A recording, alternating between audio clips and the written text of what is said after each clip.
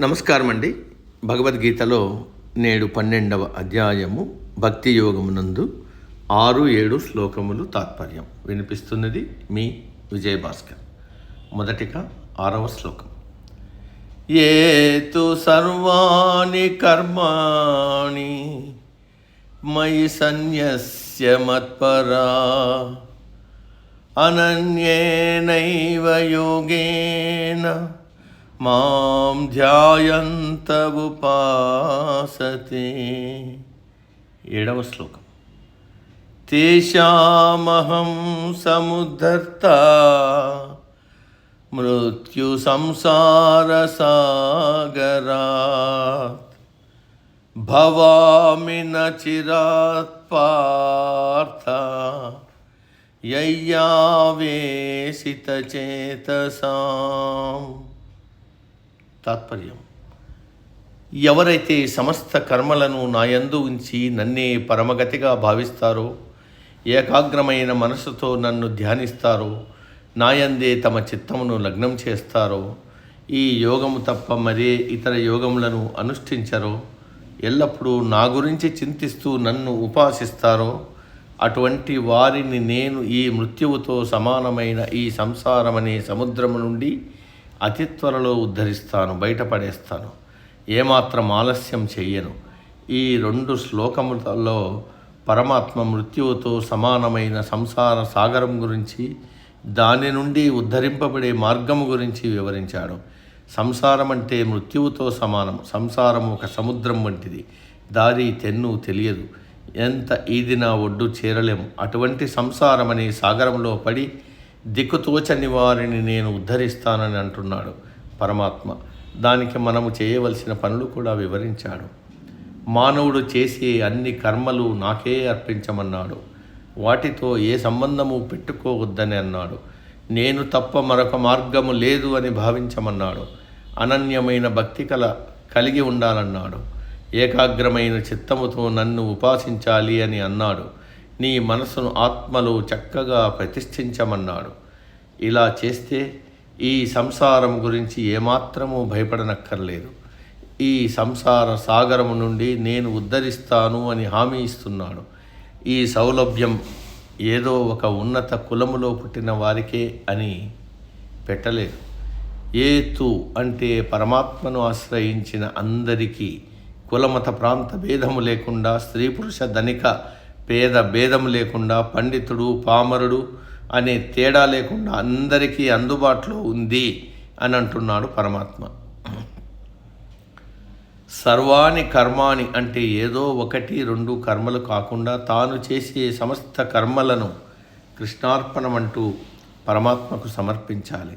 అంటే కర్తృత్వ భావన లేకుండా, నేనే ఇదంతా చేస్తున్నాను అనే అహంభావం లేకుండా కర్మలు చేయాలి. అంటే దీని అర్థం చేయాల్సిన విధవ పనులన్నీ చేసేసి చివరకు కృష్ణార్పణం అంటే సరిపోదు. ఏ కర్మ అయినా చేసే ముందు చక్కగా ఆలోచించి చేయాలి. ఇది ధర్మ సమ్మతమా, న్యాయ సమ్మతమా, ఇది నాకు తగినదా లేదా, ఈ కర్మ వల్ల ఇతరులకేమైనా హాని కలుగుతుందా, నష్టం కలుగుతుందా, ఇవన్నీ ఆలోచించిన తర్వాతనే కర్మ చెయ్యాలి. ఆ కర్మలకు ఏ ఫలితం వచ్చినా అది భగవంతుని ప్రసాదంగా స్వీకరించాలి. అనన్యేనైవ యోగేన అంటే ఇది ఏదో కొత్త యోగం అని కాదు. రోజుకొక దేవుడి చొప్పున తాము కోరుకునే కోరికలను బట్టి దేవుళ్లను మార్చకుండా ఏదో ఒక దేవుడిని పరమాత్మ స్వరూపంగా భావించి నిష్కామంగా భక్తి శ్రద్ధలతో ఉపాసించాలి. మయ్యా వేషిత చేతసాం అంటే నీ మనసును సదా నాయందు లగ్నం చెయ్యి. మనం రోజువారీ పనులు చేసుకుంటూ ఉంటాం. అవి ధర్మసమ్మతంగా, న్యాయసమ్మతంగా చేయాలి. ఆ పనులు చేసేటప్పుడు కూడా మనసును నాయందు లగ్నం చెయ్యాలి అని అంటున్నాడు పరమాత్మ. ఎందుకంటే ప్రపంచంలో సంచరించేటప్పుడు, కర్మలు చేసేటప్పుడు లోభం కానీ మోహం కానీ నిన్ను అంటకుండా ఉండేటందుకు ఎల్లప్పుడూ నన్నే ధ్యానిస్తూ నాయందు మనసు లగ్నం చెయ్యాలి. మాం ధ్యాయంత ఉపాసతే అంటే నన్నే ధ్యానిస్తూ ఉపాసించాలి. కేవలం ఉపాసన సరిపోదు. దానికి తోడు ఏకాగ్రమైన మనసుతో ధ్యానం కూడా చేయాలి. పరమాత్మను గురించి తెలుసుకుని ధ్యానం చేయాలి. ఏవేవో కోరికలను మనసులో పెట్టుకొని అవి తీరడానికి ధ్యానం ఉపాసన చేయకూడదు. మత్పర అంటే నాయందే నీ మనసు ఎల్లప్పుడూ లగ్నం చేయాలి. ఏ పని చేస్తున్నా అంటే అది చదువు కానీ, వ్యాపారం కానీ, రాజకీయం కానీ, ఉద్యోగం కానీ, ఏది చేస్తున్నా సరే మనసు మాత్రం పరమాత్మ మీద నిలిచి ఉండాలి. మృత్యు సంసాగరాత్, మనము సంసారాన్ని సాగరం అంటుంటాం. సంసారం సాగరం దుఃఖం అనే నానుడి మనలో ఉంది. ఇక్కడ ఈ సంసార సాగరాన్ని మృత్యువుతో పోల్చారు.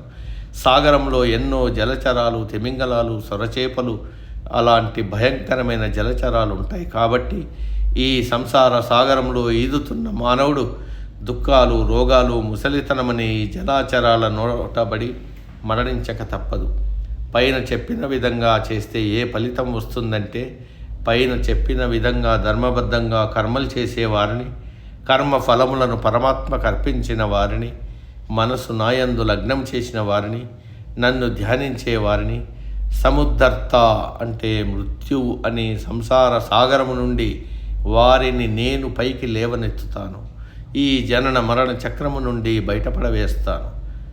అంతే, మాటి మాటికి మృత్యువు లేకుండా చేస్తాను, మోక్షమిస్తాను. అది ఎప్పుడో కాదు, నచిరాత్ అతి తొందరలోనే. నీవు సగుణోపాసన నుండి నిర్గుణోపాసనకు మళ్ళీ శాస్త్రములను అధ్యయనం చేసి జ్ఞానము సంపాదించి నా గురించి తెలుసుకున్న మరుక్షణం నీకు మోక్షమిస్తాను అని హామీ ఇచ్చాడు పరమాత్మ. మానవుడికి ఇంతకన్నా ఏం కావాలి చెప్పండి?